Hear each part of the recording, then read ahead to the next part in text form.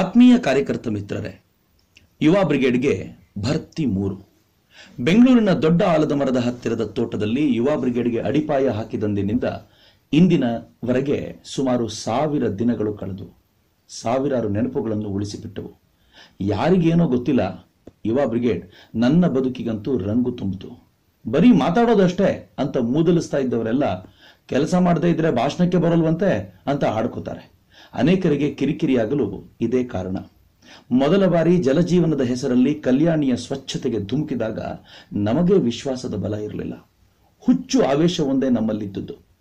ನೀರಿನ ಕೆಲಸ ಮಾಡಿದವರಿಗೆ ಯಶಸ್ಸು ಕಟ್ಟಿಟ್ಟ ಬುತ್ತಿ ಅಂತಾರಲ್ಲ, ಹಾಗೇ ಆಯಿತು.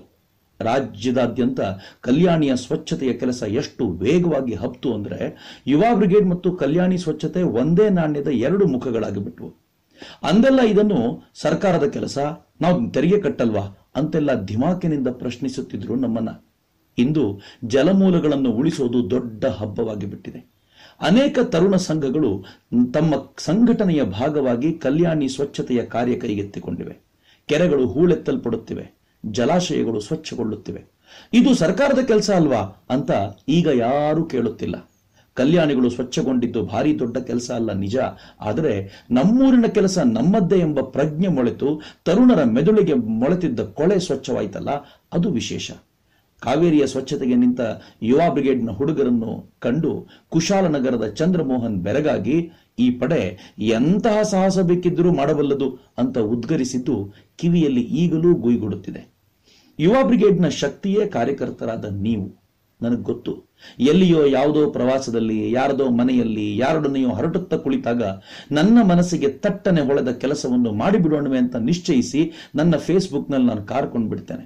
ನೀವೆಲ್ಲ ಅದ್ರ ಹಿಂದೆ ಬಿದ್ದು ಆ ಯೋಜನೆ ದಡ ಸೇರಿಸುವಲ್ಲಿ ನಿಮ್ಮೆಲ್ಲ ಶ್ರಮ ಹಾಕಿ ಪ್ರಯತ್ನಿಸ್ತಿರಲ್ಲ, ಅದೇ ಯುವ ಬ್ರಿಗೇಡ್ನ ಶಕ್ತಿ. ಒಂದು ದಿನವೂ ಮೇಲೆ ಕುಳಿತವ್ರು ಹೇಳ್ಬಿಡ್ತೀರಾ ನಾವು ಮಾಡ್ಬೇಕಾ ಅಂತ ನೀವು ಪ್ರಶ್ನಿಸಿಲ್ಲ. ನನಗೆ ಅನೇಕ ಬಾರಿ ಹಾಗನ್ಸತ್ತೆ. ಸತ್ಯ ಹೇಳ, ನನಗೂ ಈ ಎಲ್ಲ ಕೆಲಸಗಳಿಗೆ ಯಾರೋ ಪ್ರೇರಣೆ ಕೊಡ್ತಾರೆ. ನಾನು ನಿಮ್ಮಷ್ಟೇ ಅಸಹಾಯಕನಾಗಿ ಹೂ ಅಂತೀನಿ, ಬಾಯಿ ಮುಚ್ಕೊಂಡು ಕೆಲಸ ಮಾಡ್ತೀನಿ.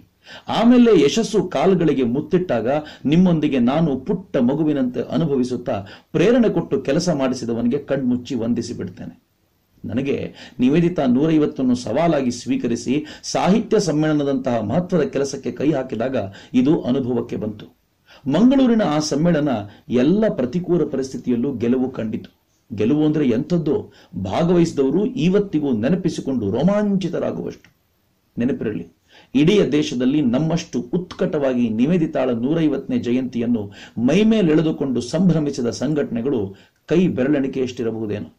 ಆಕೆಯ ಹೆಸರಲ್ಲೇ ಕಟ್ಟಿದ ಸೋದರಿಯರ ಪ್ರತಿಷ್ಠಾನವಂತೂ ಈ ವರ್ಷ ಆವೇಶಕ್ಕೆ ಬಿದ್ದಂತೆ ದುಡಿಯಿತು.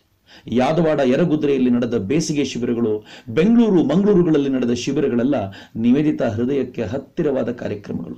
ಈ ಹೆಣ್ಣು ಮಕ್ಕಳಲ್ಲಿ ವಿದ್ಯುತ್ ಸಂಚಾರವಾಗಲು ಅಕ್ಕನದ್ದೇ ಅವ್ಯಕ್ತ ಪ್ರೇರಣೆ ಇರಬೇಕೇನೋ. ನಾವು ಯಾವ ಅವಕಾಶವನ್ನು ಬಿಟ್ಟುಕೊಟ್ಟವರಲ್ಲ. ಪ್ರೇರಣೆ ಪಡೆಯಲೆಂದು ಶಿವಾಜಿಯ ಕೋಟೆಯತ್ತ ಯಾತ್ರೆ ಹೊರಟರೆ ಅಲ್ಲಿಂದ ಸ್ವಚ್ಛ ಸ್ಮಾರಕದ ಸಂಕಲ್ಪ ಮಾಡಿಕೊಂಡು ಬಂದೆವು. ರಾಜ್ಯಾದ್ಯಂತ ಅನೇಕ ಪ್ರಾಚೀನ ಸ್ಮಾರಕಗಳನ್ನು ಸ್ವಚ್ಛಗೊಳಿಸಿ ಸಮಾಜಕ್ಕೆ ಮತ್ತೆ ಪರಿಚಯಿಸಿದ್ವು. ನವೆಂಬರ್ ಬಂದಾಗ ಕೈಲಿ ಮೊಬೈಲ್ ಹಿಡ್ಕೊಂಡು ಕನ್ನಡವೇ ಸತ್ಯ ಟ್ವಿಟರ್ನಲ್ಲಿ ಟ್ರೆಂಡ್ ಆಗುವಂತೆ ನೋಡಿಕೊಂಡ್ವು. ಎಡಚರು ಬೀಫ್ ಫೆಸ್ಟ್ ಆಯೋಜಿಸಿದಾಗ ಅದಕ್ಕೆ ವಿರುದ್ಧವಾಗಿ ಬಿಲೀಫ್ ಫೆಸ್ಟ್ ಆಯೋಜಿಸಿ ಜನರ ನಡುವೆ ವಿಶ್ವಾಸದ ಬುಗ್ಗೆ ಚಿಮ್ಮಿಸಿದೆವು. ಅನುಮಾನವೇ ಇಲ್ಲ, ನಾವು ಹಿಡಿದ ಎಲ್ಲ ಕೆಲಸವನ್ನು ಸಮಾಜ ತಾನೇ ಮುಂದುವರಿಸಿಕೊಂಡು ಹೋಗ್ತಾ ಇದೆ. ಮೊದಲೆಲ್ಲ ಸೈನಿಕರ ಕಾರ್ಯಕ್ರಮಗಳನ್ನು ಮಾಡ್ತಾ ಇದ್ದಿದ್ದು ನಾವು ಮಾತ್ರ. ಕಾರ್ಗಿಲ್ ವಿಜಯೋತ್ಸವ, 1965ರ ಯುದ್ಧದ ಸ್ಮರಣೆ, ಯೋಧ ನಮನ ಇವೆಲ್ಲ ಊರೂರಲ್ಲೂ ಮಾಡ್ತಿದ್ವು. ಈಗ ಸಂತರ ಪಟ್ಟಾಭಿಷೇಕ ಮಹೋತ್ಸವಕ್ಕೂ ಸೈನಿಕರ ಸನ್ಮಾನ ನಡೆಯಲಾರಂಭಿಸಿದೆ. ಕಲ್ಯಾಣಿ ಕೆಲಸ ನಾವು ಕೈಗೆತ್ಕೊಂಡ್ವಿ, ಈಗ ಊರೂರಲ್ಲೂ ಈ ಕಾರ್ಯ ಭರದಿಂದ ಸಾಗಿದೆ. ನನ್ನ ಕನಸಿನ ಕರ್ನಾಟಕದ ಕಲ್ಪನೆ ಈಗ ಊರೂರಿಗೆ ಹಬ್ತಾ ಇದೆ. ಪೌರ ಕಾರ್ಮಿಕರಿಗೆ ಸನ್ಮಾನ ನಡೀತಾ ಇದೆ. ಈ ಎಲ್ಲವನ್ನೂ ಸದಾಕಾಲ ನಾವೇ ಮಾಡಬೇಕು ಅಂತ ಹುಚ್ಚು ಬಯಕೆ ನಮಗೆ ಯಾವಾಗಲೂ ಇಲ್ಲ. ಸಂಘಟನೆಯ ಹಂಗೆ ಇಲ್ಲದೆ ಸಮಾಜದ ಕೆಲಸ ಮಾಡಬಲ್ಲ ತರುಣರು ನಿರ್ಮಾಣವಾದರೆ ನಾವು ಪಾರಾದಂತೆ. ಹಾಗೆ ಬಲವಾಗಿ ನಂಬಿಕೊಂಡಿದ್ದೀವಿ. ಈ ಕಾರಣಕ್ಕೆ ಸವಾಲುಗಳನ್ನು ಸ್ವೀಕರಿಸುವಾಗ ನಮ್ಮ ಛಾತಿ ಯಾವಾಗಲೂ ಮುಂದು. ಕನಕನಡಿಯ ದಿನಗಳನ್ನು ನೆನಪಿಸಿಕೊಂಡ್ರೆ ಈಗಲೂ ಒಮ್ಮೆ ಜೀವ ಝಲ್ ಅನ್ನತ್ತೆ. ಆವತ್ತು ದಲಿತರ ಪ್ರಾಮಾಣಿಕ ಹೋರಾಟವನ್ನು ಎಡಪಂಥೀಯರು ತಮ್ಮ ಲಾಭಕ್ಕೆ ಬಳಸಿಕೊಳ್ಳುತ್ತಿದ್ದಾರೆ ಅಂತ ಮೊದಲು ಗುರುತಿಸಿದ್ದೇ ಯುವ ಬ್ರಿಗೇಡ್. ನಾವು ಅದನ್ನು ತಡೆಯಲೆಂದು ನಿಂತೊಡನೆ ಅದೇ ದಲಿತರ ಹೆಗಲ ಮೇಲೆ ಕೋವಿ ಇಟ್ಟು ನಮ್ಮ ಮೇಲೆ ದಾಳಿ ನಡೆಸುವ ಪ್ರಯತ್ನ ಶುರುವಾದಾಗ ನಮಗೆಲ್ಲ ದಲಿತ ವಿರೋಧಿ ಅನ್ನೋ ಹಣಪಟ್ಟು ಸಿಕ್ಕಿತ್ತು. ಆ ಸವಾಲನ್ನು ಸ್ವೀಕರಿಸಿ ವಿರೋಧದ ಸಾಗರವನ್ನು ಈಜಿ ದಡ ಸೇರಿದ್ದು ಯುವ ಬ್ರಿಗೇಡ್ನ ಕಿರೀಟಕ್ಕೆ ಗರಿಯೇ. ಆಮೇಲೆ ನೋಡಿ, ಹಂತ ಹಂತವಾಗಿ ಎಡಪಂಥೀಯರ ಮುಖವಾಡ ಕಳಚಿ ಬಿತ್ತು. ದಲಿತರು ಅವರಿಂದ ದೂರವಾಗಿ ತಮ್ಮ ನ್ಯಾಯಪರ ಹೋರಾಟಕ್ಕೆ ಬದ್ಧರಾದರು. ಸಹಜವಾಗಿಯೇ ನಮಗೆಲ್ಲ ಮೊದಲಿಗಿಂತ ಹತ್ತಿರವಾದರು. ಅಂದು ಮಾತು ಕೊಟ್ಟಂತೆ ದಲಿತಕೇರಿಯ ಹೆಣ್ಣು ಮಕ್ಕಳನ್ನು ಮುಖ್ಯವಾಹಿನಿಗೆ ತರುವ ನಮ್ಮ ಸಂಕಲ್ಪ ಈಗ ಈಡೇರ್ತಾ ಇದೆ. ಯುವ ಬ್ರಿಗೇಡ್ನ ವಿತ್ತ ಶಕ್ತಿ ಈಗ ಜಾಗೃತವಾಗಿದೆ. ನಮ್ಮೆಲ್ಲರ ಮನಸ್ಸು ನಿಷ್ಕಲ್ಮಶವಾಗಿರುವುದರಿಂದಲೇ ಜಾತಿಯ ಸಂಕೋಲೆ ಕಳಚೋಣ ಬನ್ನಿ ಅನ್ನೋ ಕಾರ್ಯಕ್ರಮ ಮಾಡುವ ಸಾಹಸ ನಮಗಿರೋದು. ಜಾತಿ ಅನ್ನೋದು ಭಾರತದ ಕಾಲಿಗೆ ಕಟ್ಟಿದ ಟೈಮ್ ಬಾಂಬಿನಂತೆ. ಅದು ಸಿಡಿಯೋ ಮುನ್ನ ಅದನ್ನು ನಿಷ್ಕ್ರಿಯಗೊಳಿಸಬೇಕು. ಅದಕ್ಕೆ ಎದೆಗೊಟ್ಟು ನಿಲ್ಲುವವರು ಬೇಕಿತ್ತು. ಅದೊಂದು ನಾವು ಹಿಡಿದರೆ ನಮ್ಮನ್ನು ಸುಡೋ, ಬಿಟ್ರೆ ದೇಶವನ್ನು ಸುಡುವ ಬೆಂಕಿಯ ಚೆಂಡು. ನಾನು ಸುಟ್ಟು ಭಸ್ಮ ಆದರೂ ಪರವಾಗಿಲ್ಲ, ದೇಶವನ್ನು ಉಳಿಸಬೇಕು ಅನ್ನೋ ನಿಸ್ವಾರ್ಥ ಮನೋಭಾವದವರು ಈ ಕೆಲಸಕ್ಕೆ ಬೇಕಿತ್ತು. ಮತ್ತೆ ಯುವ ಬ್ರಿಗೇಡ್ನ ಕಾರ್ಯಕರ್ತರೇ ಮುಂದೆ ಬಂದರು. ಬದಲಾವಣೆ ಅದೆಷ್ಟು ಬಂತೋ ದೇವರೇ ಬಲ್ಲ. ಆದರೆ ಚರ್ಚೆಯಂತೂ ಶುರುವಾಯಿತು. ಬದಲಾವಣೆಯ ಮೊದಲ ಹೆಜ್ಜೆಗೆ ಧೈರ್ಯವಂತೂ ಬಂತು. ಮತ್ತೆ ಎಲ್ಲ ಶ್ರೇಯ ಕಾರ್ಯಕರ್ತರಾದ ನಿಮಗೆ. ಕೆಲವೊಮ್ಮೆ ನಿಮ್ಮಂತಹ ತಮ್ಮಂದಿರ ತಂಗಿಯರ ಪಡೆದ ನನ್ನ ಭಾಗ್ಯಕ್ಕೆ ನಾನೂ ಕರುಗುತ್ತೇನೆ. ಹಾಗಿರುವಾಗ ಬೇರೆಯವರು ಹೊಟ್ಟೆ ಉರಿಸಿಕೊಳ್ಳುವುದು ಬಲು ದೊಡ್ಡದಲ್ಲ ಬಿಡಿ. ನಮ್ಮ ಸಂಪರ್ಕಕ್ಕೆ ಬಂದ ಹೊರಗಿನವರು ಯುವ ಬ್ರಿಗೇಡ್ನ ಕಾರ್ಯಕರ್ತರ ಕುರಿತಂತೆ ಆಡುವ ಮೆಚ್ಚುಗೆಯ ಮಾತುಗಳು ನನ್ನನ್ನು ಆಗಸದಲ್ಲಿ ತೇಲಿಸುತ್ತವೆ. ಅನೇಕ ಬಾರಿ ಒಬ್ಬನೇ ಕುಳಿತು ನಮ್ಮದು ವಿಶಾಲವಾದ ಒಂದು ಪರಿವಾರವಾಗಿ ಬಿಟ್ಟಿದೆಯಲ್ಲ ಅಂತ ಖುಷಿ ಪಡ್ತಿರ್ತೇನೆ. ನಿಜಕ್ಕೂ ಹೌದು. ಹೊನ್ನಾವರದ ಕಾರ್ಯಕರ್ತನೊಬ್ಬನ ಭಾವನ ಕಾರು ಶಿರಸಿಯಲ್ಲಿ ಅವಘಡಕ್ಕೆ ತುತ್ತಾಗ ಅಲ್ಲಿನ ಎಲ್ಲ ಕೆಲಸಗಳನ್ನು ನೋಡಿಕೊಂಡು ಕಾದು ಆಘಾತಕ್ಕೆ ಒಳಗಾಗಿದ್ದ ಪರಿವಾರದವರನ್ನು ಜತನದಿಂದ ಮನೆಗೆ ಕೊಡುವ ವ್ಯವಸ್ಥೆ ಮಾಡಿದ ಶಿರಸಿಯ ಯುವ ಬ್ರಿಗೇಡ್ನ ಕಾರ್ಯಕರ್ತರಾರು ಅವನ ಪರಿವಾರದವರಾಗಿರಲಿಲ್ಲ.